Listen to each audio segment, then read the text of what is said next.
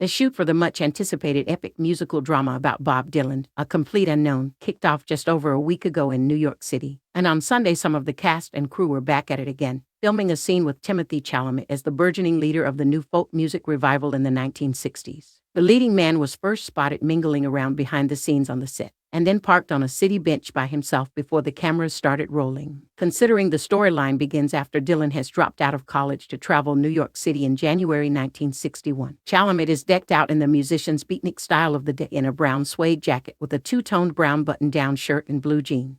The blowin'-in-the-wind star was also dressed in old brown cowboy boots, while stylist had his dark brown locks styled up high and off his face. The focus for the day appeared to be the scene of Dylan sitting on the bench in the city smoking a cigarette as he read a letter to read with a small bag stationed next to him. The scenery was spot on for the time period with extras dressed for the era, while old retro automobiles of the 1950s were either parked or driving around the actor. Directed by James Mangold, who's working from a screenplay he co-wrote with Jay Cox, the filmmaker maintains the movie isn't really a Bob Dylan biopic, due to it being focused on a period of the singer-songwriter's life. According to Rolling Stone, the Duluth, Minnesota native had just arrived in Manhattan for give a performance and to hopefully meet up with his musical idol Woody Guthrie, who was seriously ill at the time with Huntington's disease in Greystone Park Psychiatric Hospital. Mangold, who previously directed and co-wrote the Johnny Cash biopic Walk the Line with Joaquin Phoenix as the Man in Black, not only has the complete support of the real Bob Dylan, he also got to meet with him several times to pick his brain to help formulate the story. I've spent several wonderfully charming days in his company, just one-on-one, talking to him, the writer and director said last year. He loves movies. After revealing he doesn't consider the production a biopic,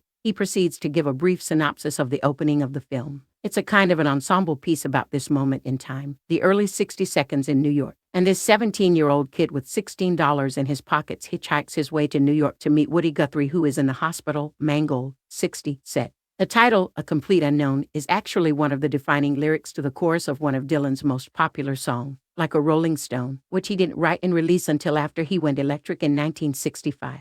How does it feel? Divided by how does it feel? Divided by to be without a home, like a complete unknown, like a rolling stone, he sings in the all-time classic.